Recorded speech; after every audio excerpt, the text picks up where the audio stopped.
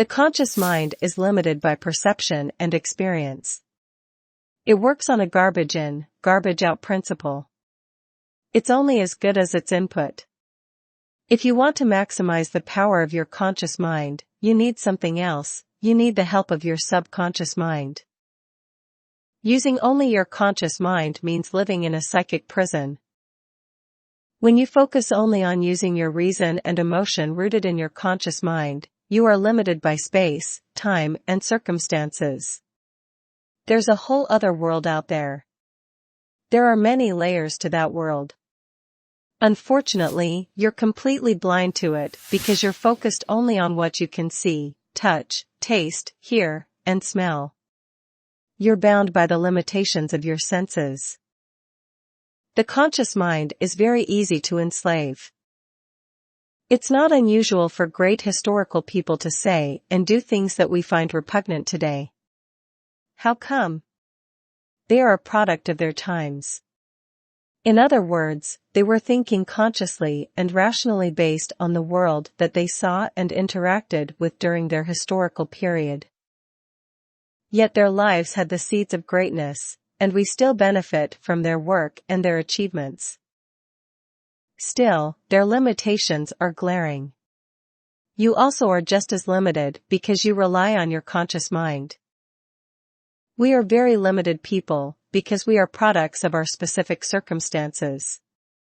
For example, we are products of our times. It really would be unfair for somebody from several hundred years from now to apply their standards of morality, culture, or whatever else to people living in our time.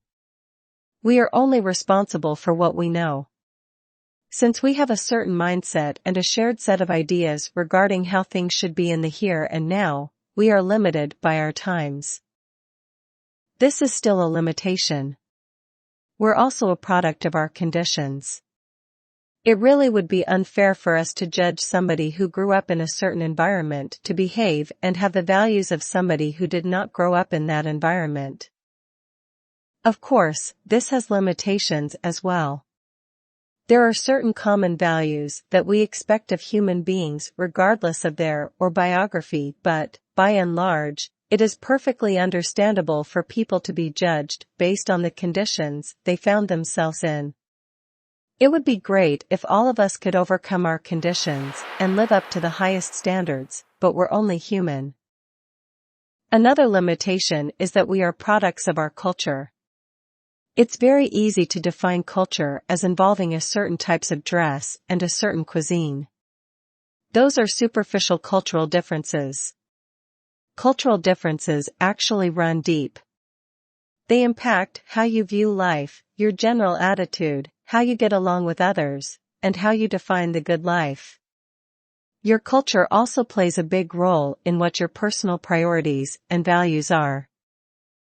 We can debate all day long and then some on the issue of whether all cultures are equal or have the same value or lead to the same place.